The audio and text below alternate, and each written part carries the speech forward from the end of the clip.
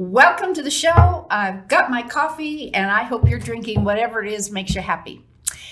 Have you ever done a vision board? Well, let me tell you, I have heard of vision boards for a long time and I've never done one. And I decided, okay, everyone says it really makes a difference. It's a way to plan your future. So who did I reach out to? The expert, who has become, I think, a very special friend, and she is a podcaster. So this is going to be interesting. I reached out to Michelle Brigman. Now, the reason is because, first of all, she is an executive woman, and she also has her own company called Brave Balanced Women. So she's kind of juggling the two. And she decided one day she was going to do a vision board, and it was so impactful. She now teaches it.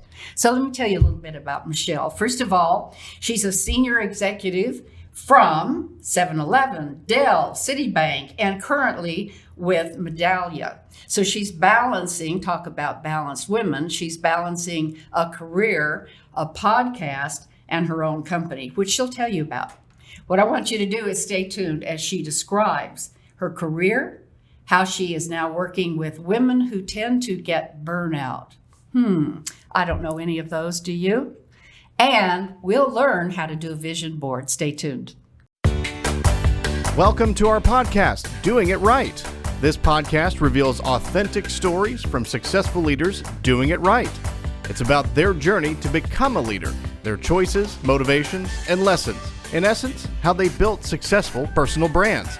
Your host is Valerie Sokolosky, author of 8 leadership books and nationally known as an authority on executive presence and personal branding. Let's get started. Here's Valerie. Okay, before we start, I have to share where this beautiful waterfall, it's called, blouse and jewelry came from. It's from Betty Ryder, and she is in Preston Center. Just go over to Preston Center and ask where the boutique that has a red door is. Go in and you'll come out with some beautiful European styles and clothes. All right, let's get going. Michelle, welcome, first of all. Thank you so much. I'm so excited to be here. I'm excited because you're a fellow podcaster, so I'm a little nervous. Oh, heavens no. I'm telling you, it is just, we just learn every time. We do. Know, every single day I learn a little bit more. And I think that if anybody's on the fence about doing a podcast, you just got to start. Just start. It's so rewarding. It really is. Mm-hmm. It really is. And today, people like my wonderful producer, Ziggy, that's in the back, makes us look good and make the show. So it is fun. Consider it. All right. So I want to get into a whole lot of things about you, Michelle, because you just have so much going on. You've got your job, you've got your podcast, you've got your Brave Balanced Women initiative and company. How do you not have burnout, or do you? Oh my goodness.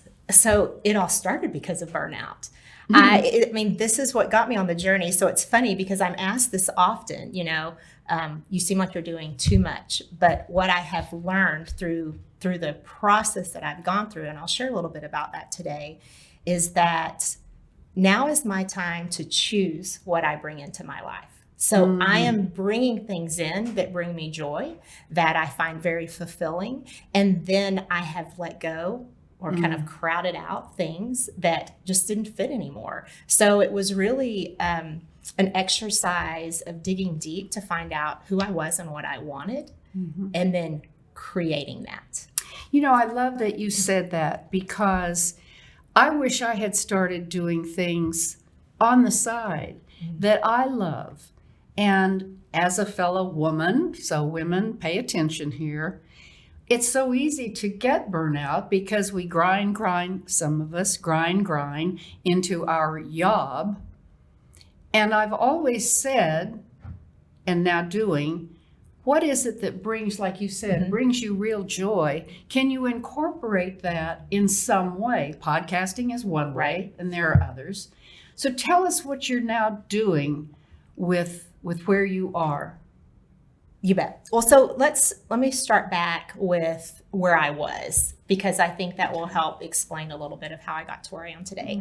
So where I was is I had a corporate career that I I love working in corporate. I work in a field called customer experience, which is really about customer loyalty, keeping customers coming back to brands.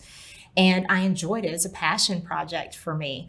But I was working a ton of hours. I was completely depleted. I have a family. I have friends. I'm a daughter. I'm all of these things.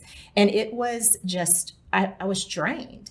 And I'd go into work every day with tremendous responsibility, but I would sit here and go, are all of the sacrifices that I have made, are they really worth it? But I was afraid to talk about it. And I was afraid to talk about it because as women, we are working so hard to achieve a certain, status. We're hungry, we're driven, and we want to have high achievement accomplishment. Have it all? Yes, we want to have it all. And how dare I admit that I'm struggling? And it just, like I say, it hit a wall. And I felt like I had to do one or the other. I had to just quit it all, or I had to just acknowledge that this is my life. And I said, I don't want, that's not what I want to do. And so I have a Six Sigma background, so lots of project management, problem solving, which I'm fabulous with at work, but I wasn't applying it in my own life. That's a story we should all listen to. So I went on this sort of journey of self-discovery about, I treated myself as a project, and I enrolled, that's it. And I enrolled in a health school, not because I wanted to be a health coach, but I felt crummy. And I didn't understand why, when I really did take care of myself, why did I feel I was having some health issues. I was stressed out all the time. It was affecting the relationships I had. It was affecting my friendships.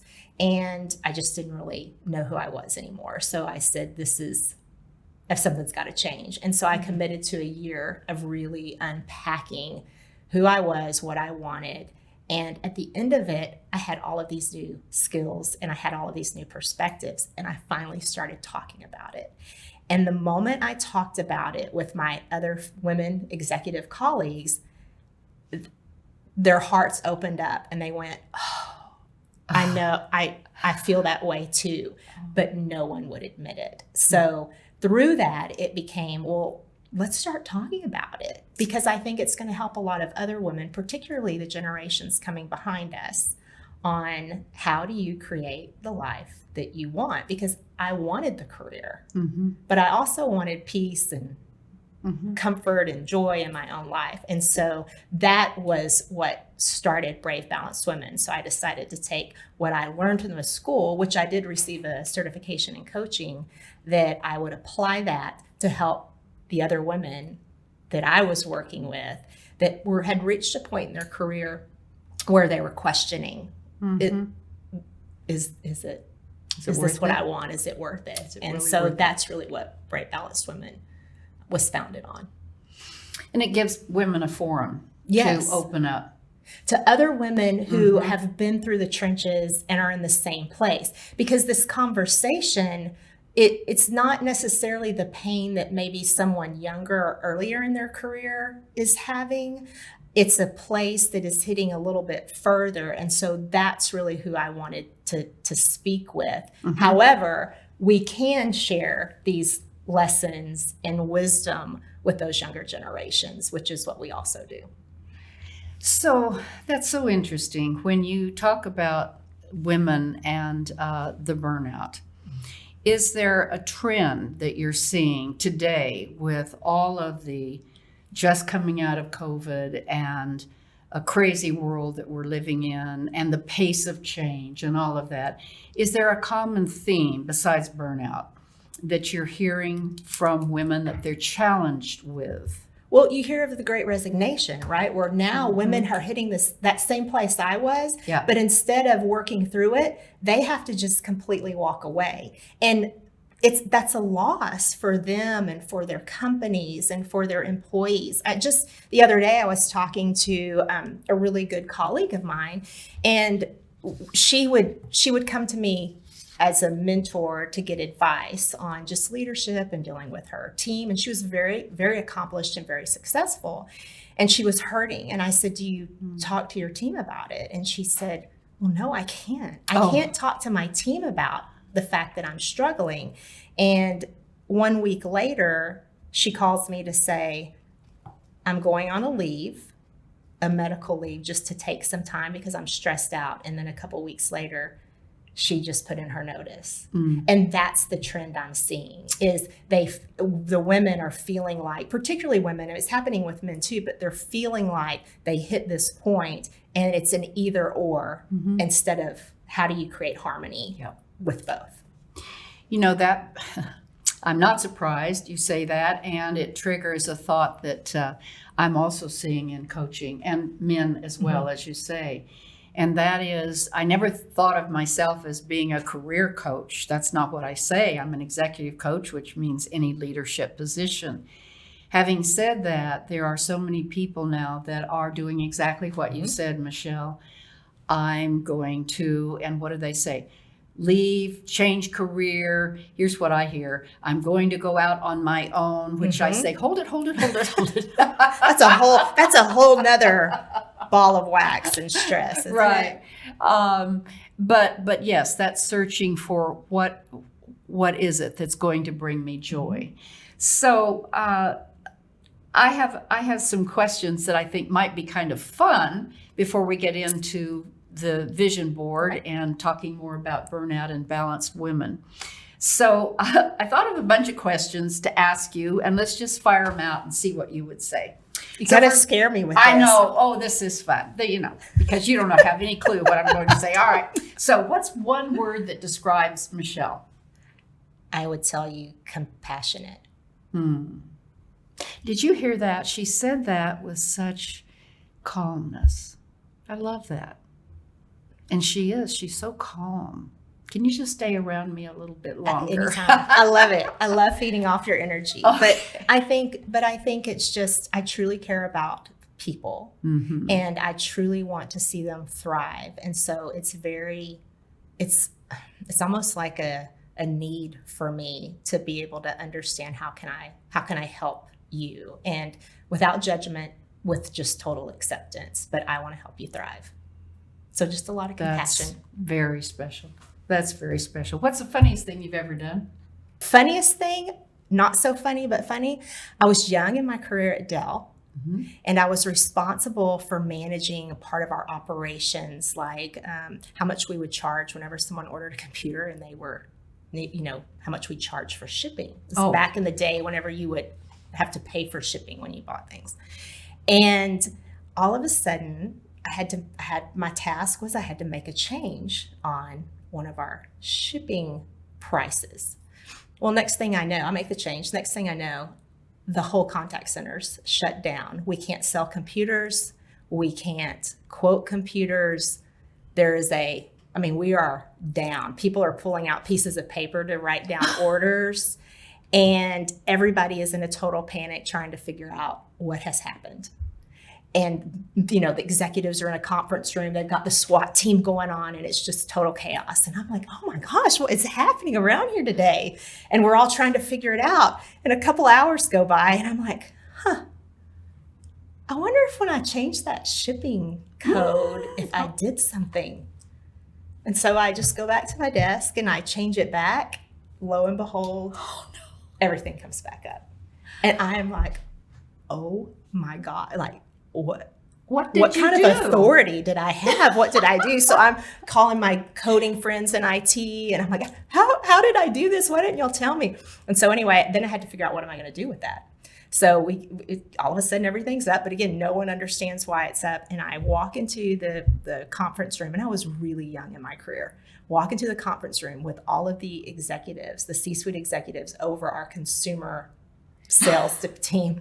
And I'm like, y'all don't know me. But that problem we had, I did it. Here's what happened. I've called IT. We're working on a fix so it doesn't happen again. And I just stand there waiting to be escorted out. And the executive at the time, it was a lady by the name of Janet Mountain, Valerie. And she just looked at me and she said, consider yourself beaten with a wet noodle. You can go.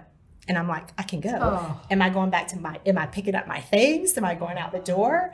And she's like, no, thank you for just coming and telling us what you did and how you handled it.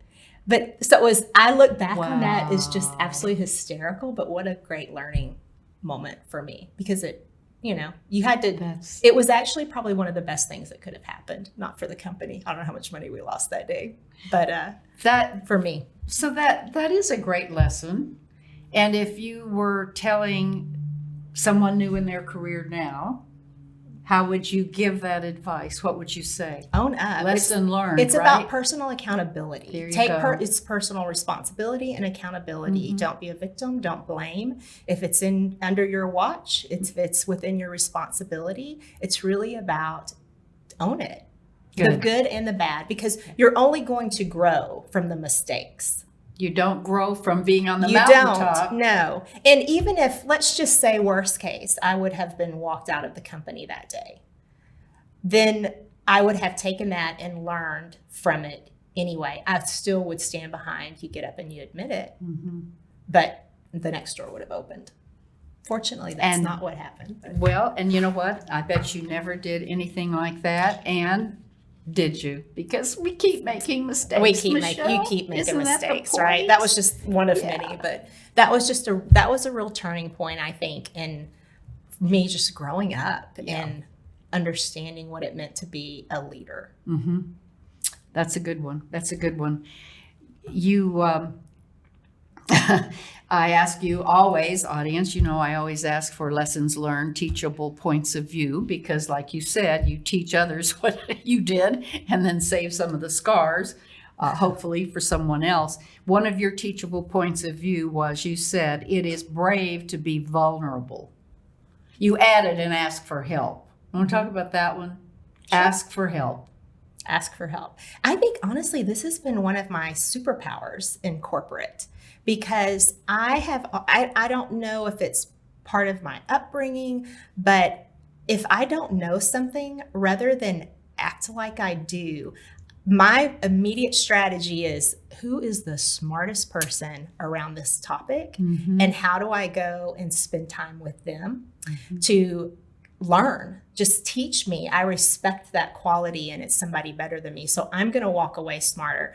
But the other part of that is, anytime you go and you ask someone for help, I don't care if they're so really senior to you, you should always come back and say, what can I do to help support you?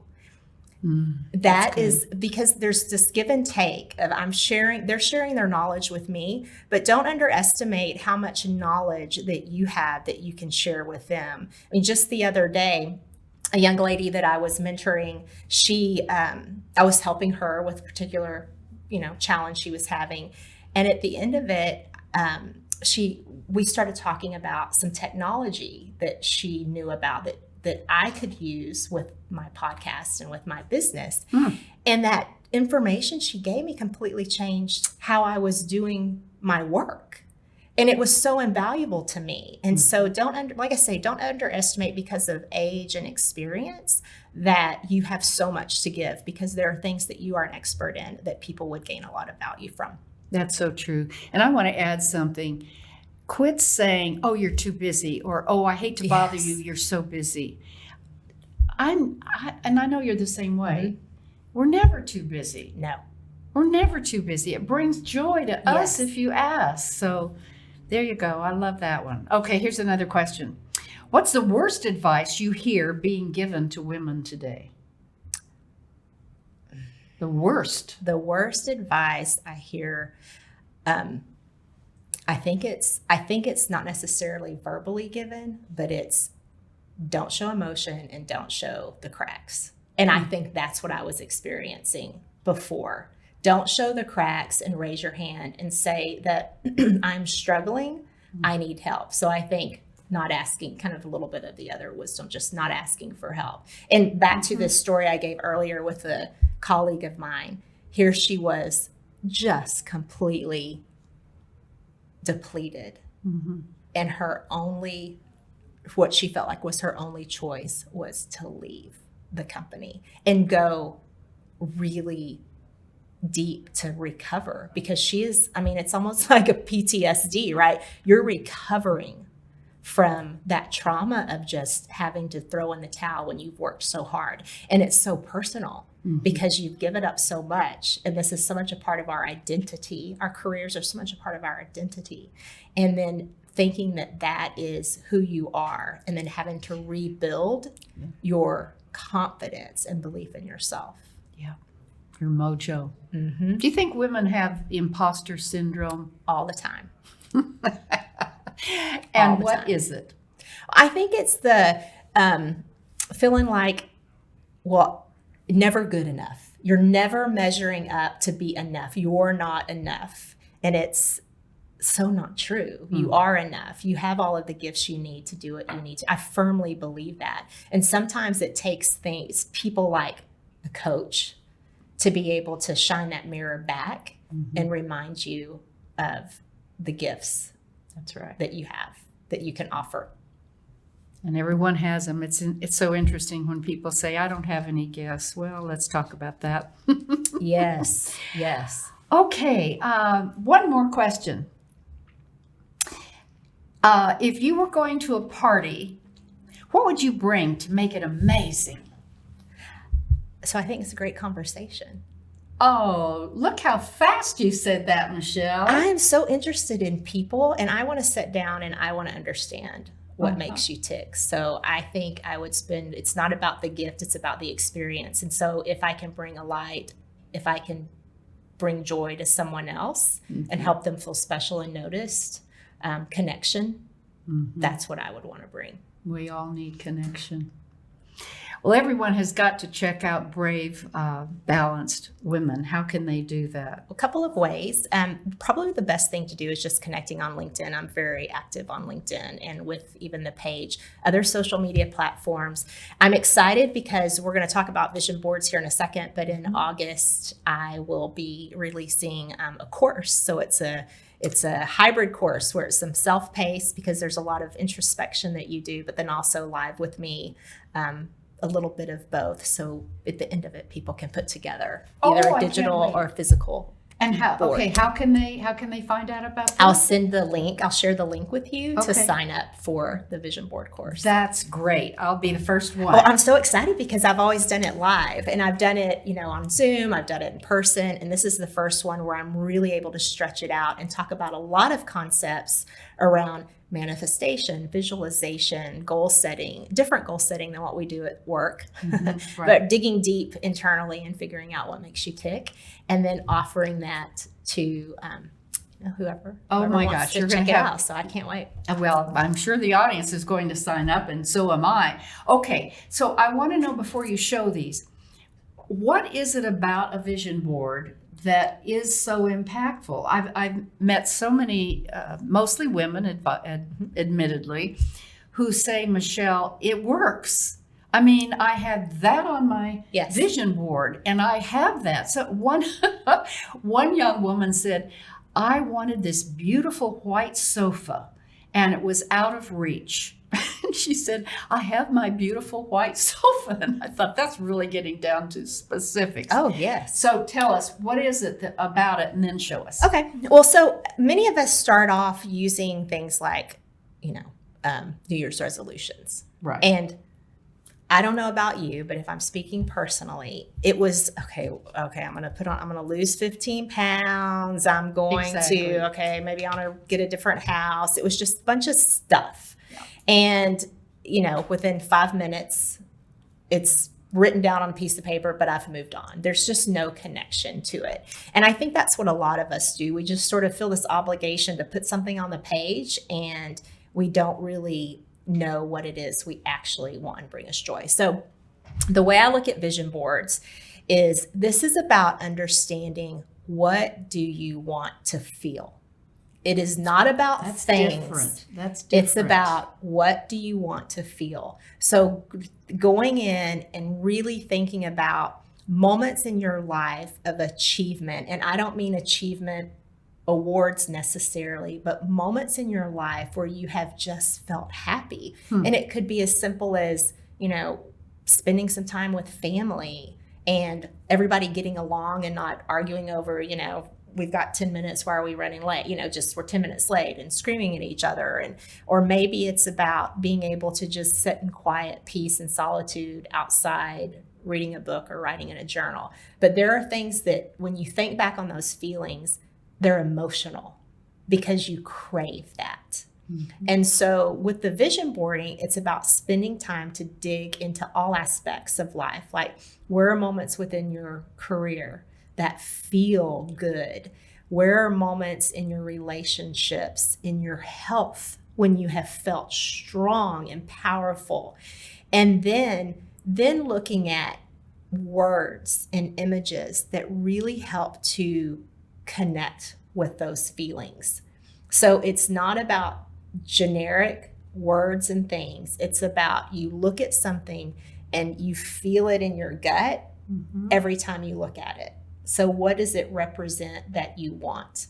In the future. In the future. Can you show us Sure. what you're talking about it Sure. now? So I I brought a couple of things, and these are super simple because I think a lot of times people think they've got to be complicated or lovely. And I brought a couple. I brought just two different styles. So this is one. When I first started, this is, and I know you can't really read it, but I want to call out a couple of things about it. And let me just interrupt for a second. I'm going to take this down so you can show it. Here's the deal, audience. We'll take a picture of this, and if you want to have a picture of these two, you let me know, and I'll send it to you. And you've got my email, Valerie@valerieandcompany.com, because I think it will cement in your head what we're talking about.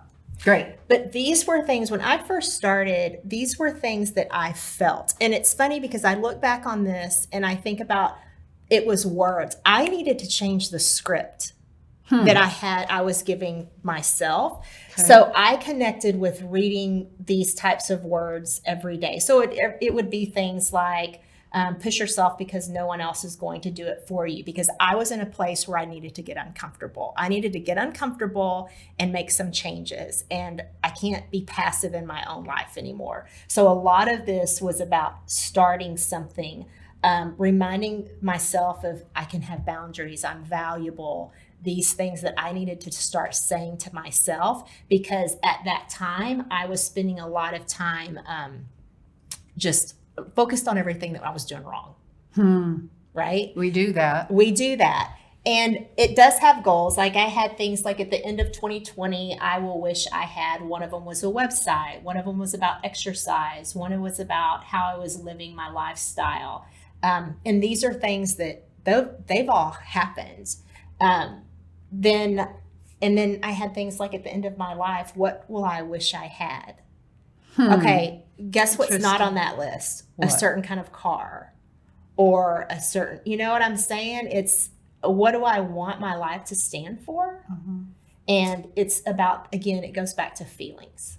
So that's interesting. Okay, because some people, and maybe this will be different. Well, the reason I brought this one as well is now the other one had a lot of words. Now I had a lot of imagery because I can look at this and it represents something different to me, right? I can just look at these pictures and I know, like, here's a guy successful with this podcast. You mentioned, he looks like he's having a great time. Well, having a fun podcast. That's what that represents to me. Okay. I just want pure joy with my podcast, because the moment it's not joy, then I don't need that in my life, right? Yes. So these are the things that when I think about how do I want to feel and what are things that make me feel that way, these are things I can look at that will inspire me. Financial discipline, I've gotten really lazy with budgeting. And I'm like, I need to pay attention to that again. I just courage to do something different. We talked about being enough. So this was about more imagery. And then I just hang it, like I keep mine in my bathroom. I have it hanging by my mirror, and I don't stare at it for 20 minutes every day, but it's always there. And immediately when I look at it, I feel it in my heart. And these things that I want, guess what? They're not even happening in the future. So many of them are happening now. Like give us another example. So as an example, okay, I talk about, here's a microphone. You can't really see it, but here's a microphone. So speaking, you invited me to come today. I want to do more, speaking and sharing the story. This is about amplifying the message to hit more women. Mm-hmm. That is an example. Again, I talked about the podcast. What's this one? So this is a boat going into a bunch of mountains. So for me, this is about bravery into the unknown. You're going to come across difficult times, but this boat seems very peaceful as it heads into the unknown. So it's a reminder to me, don't let fear stop you from doing hard things, because you never know what's waiting for you on the other side. Okay, I have to ask a question because other women have talked about what they put on their vision board. One of them is money. Mm-hmm. Is it wrong to put a big dollar sign with an amount or a thing? I want to go to Paris. Oh, Never absolutely been to Paris. not. Okay. Absolutely not. Because that's not a feeling; it's a real thing. But what is it about like if you carry that out further? What is, because they're wanting to go to Paris because are they craving adventure? Is it romantic? Is it stepping outside of their comfort zone? Yeah. So the going to Paris is the doing, but they're doing it for a reason that fills a need. Okay, I'm going to go back to the money. Mm-hmm. Everybody is struggling right now. Stability. Is it wrong to put money? In fact, I also do goals every week. And I use images and pictures in my planner that I use every week, and I have money in there. And what does that stand for? Is it stability? Is it security? Still goes back to the feeling. It always goes back. So the money on the page is great, but it's about really digging down to say, why? What is it I want? Because when you connect your body, soul, and spirit to the things that are on your vision board, you are opening the doors. You are inviting the universe, God, however you wherever you sit, you are inviting those things into your life. So now that I understand what are the things that I want more of in my life, back to the beginning, and I'm involved in a lot of things. Well, so I'm creating those. But I probably have more time than I have had in years.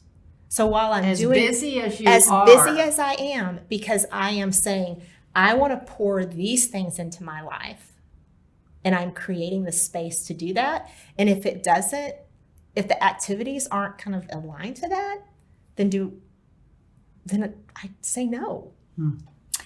So interesting, Michelle. Thank you, because this makes perfect sense to me. And as you said, I hadn't considered or even thought about a vision board. Really is whatever you put up there, there's a feeling underneath. There's a need. There's a aspiration. What do you want more of in your life? Mm-hmm. What do you want more of and why? And you'll help me do this one. I can't wait.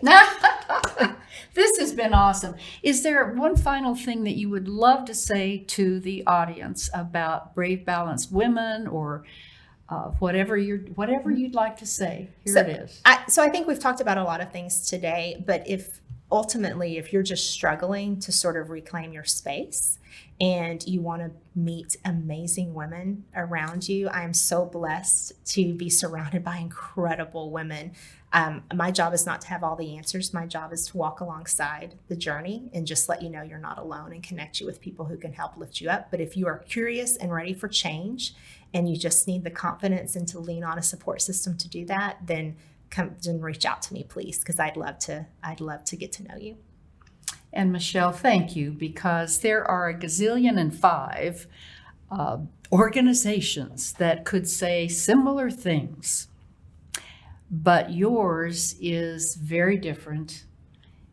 First of all, it's coming from not a money-making machine. Come and join, all you women, and you will get. It's coming from a woman who's been there, done it, still living it, and her heart, which I've grown to know deeply, and it's bigger than a bread box, trust me. So I encourage you to reach out to Michelle, and you have it underneath there how to do that. So thank you. This has been so fun. Thank you. You're fun. Oh, I just love, like I say, I love hanging out with you. This is Well, great. we're going to hang out Thank more. you. So thanks for being on the show. And I know you're going to get a whole lot of people calling you, and that's what it's all about. Before you go, though, I do want to mention a couple of other things in your lessons learned that I don't want to drop by. And that is that self-care, the one that we didn't mention, self-care is a gift that you're worthy of. And you talked about it, but you said it so succinctly. I want to say it again. Self-care. Women, we need that. We do. And for many of us, it means getting away. Just space.